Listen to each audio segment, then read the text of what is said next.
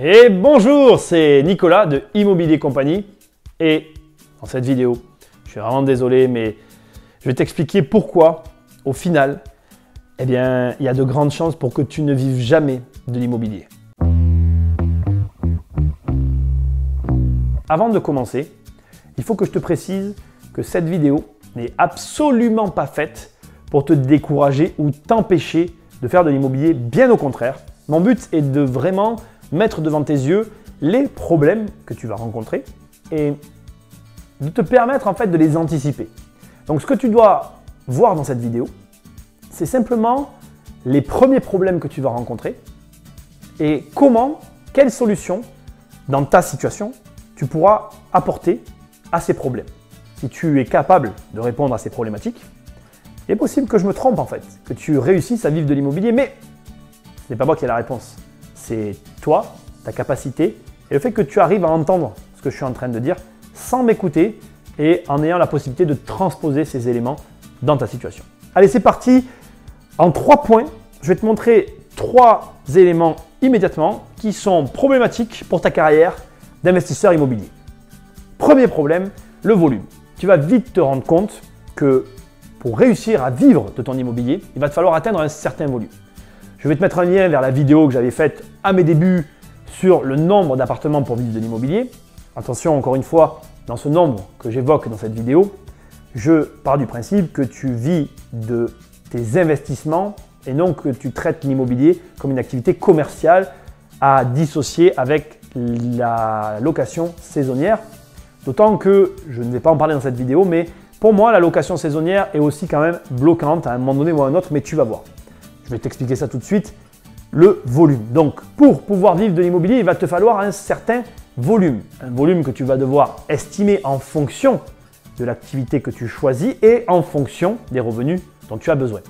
Selon le volume nécessaire à le fait que ton patrimoine assure ton train de vie, tu vas te rendre compte et tu vas découvrir qu'en fait, tu ne pourras pas tout simplement obtenir tous les crédits dont tu as besoin pour obtenir le volume d'appartements nécessaire pour arriver au résultat souhaité. Premier problème à résoudre, et finalement j'ai envie de te dire le plus rapidement possible, parce que dès que tu vas atteindre tes seuils maximum d'investissement, si ces seuils ne correspondent pas à tes attentes, tu es bloqué. Deuxième problème à résoudre, si tu veux arriver à vivre de l'immobilier. Tu vas devoir te détacher, te trouver du temps pour t'occuper de tout ça. C'est-à-dire que ça va devenir un paradoxe. Dès l'instant où tu vas vouloir augmenter ton volume, il va te falloir tout simplement te déléguer du temps. Alors pourquoi je dis le mot déléguer? Il va te falloir te trouver du temps, te donner du temps pour pouvoir te permettre de faire tout ce que tu as besoin de faire pour arriver à tes objectifs. Alors, on va être clair. Ça, ce n'est pas un vrai problème de début en fait. Au début, quand tu as peu d'investissement, tu as besoin de peu de temps. Mais en fonction de tes objectifs, tu vas vite te rendre compte qu'en fait, s'occuper de ses affaires, même si ce n'est pas considéré par un métier, par la plupart des gens qu'il y a autour de nous, dans nos administrations, et même partout en fait, tu vas te rendre malheureusement compte que c'est un travail. Et du coup, si tu as déjà un travail, que tu dois faire un autre travail, il va falloir faire un choix. Ce n'est pas toujours un choix difficile, mais ce n'est pas non plus toujours un choix facile. Ne sous-estime pas la charge de travail. Le troisième problème, et non des moindres, et c'est sûrement le problème le plus compliqué à dépasser, c'est l'état d'esprit. Tu vas devoir faire face à toi-même en fait. Ce qui se passe lorsque tu es investisseur ou lorsque tu veux vivre en tout cas de toi-même, enfin ce n'est pas exactement les bons termes, lorsque tu as envie de prendre en main le flux financier qui alimente ta vie. Je pense que c'est la meilleure manière que j'ai de le dire. En fait, lorsque tu vas décider d'aller chercher par toi-même ton propre argent, tu vas te retrouver confronté à toi-même, à tes peurs, à tes réflexions, à tes faiblesses, à tes forces aussi. Parce qu'il ne faut pas se voiler la face sur tout ce que je suis en train de te dire. Comme je te l'ai dit au début, cette vidéo, elle n'est pas faite pour te décourager, elle est faite pour te montrer les 3 grands problèmes que tu vas rencontrer. Et le dernier des plus gros des problèmes qu'on a tous, c'est nous-mêmes en fait.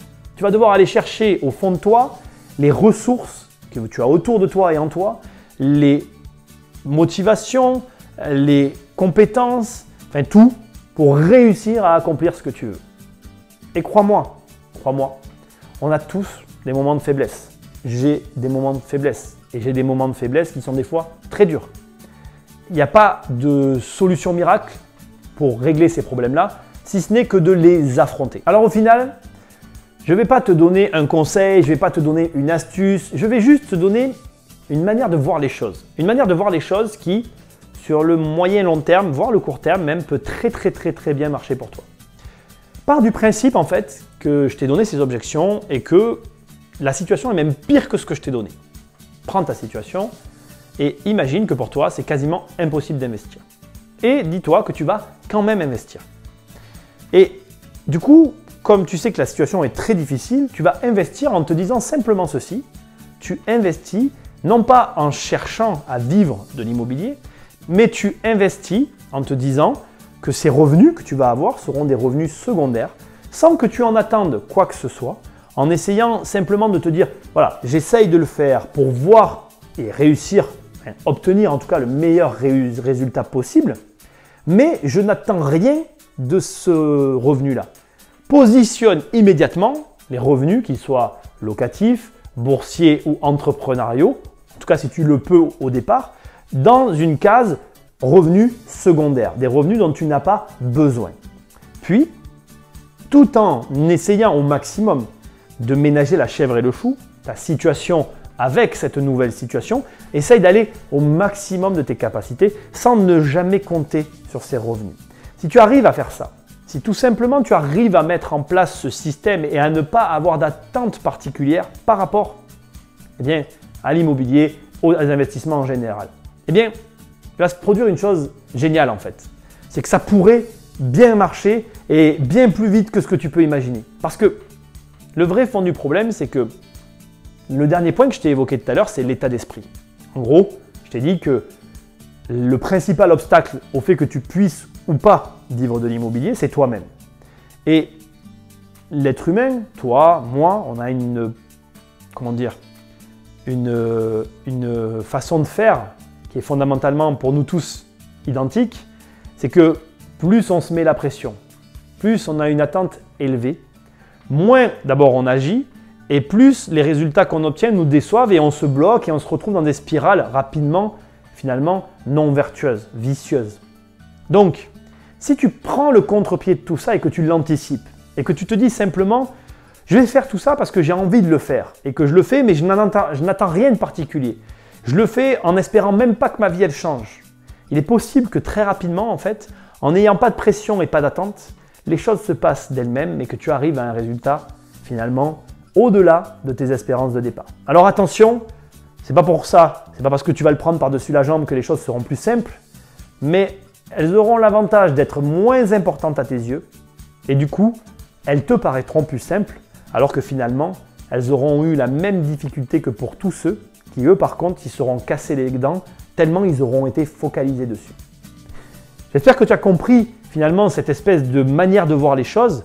Mets simplement ça en place. N'attends rien de l'immobilier et je pense que tu auras des résultats qui vont dépasser toutes tes espérances. Bon, tu t'en vas déjà? Investir, c'est plus fort que toi.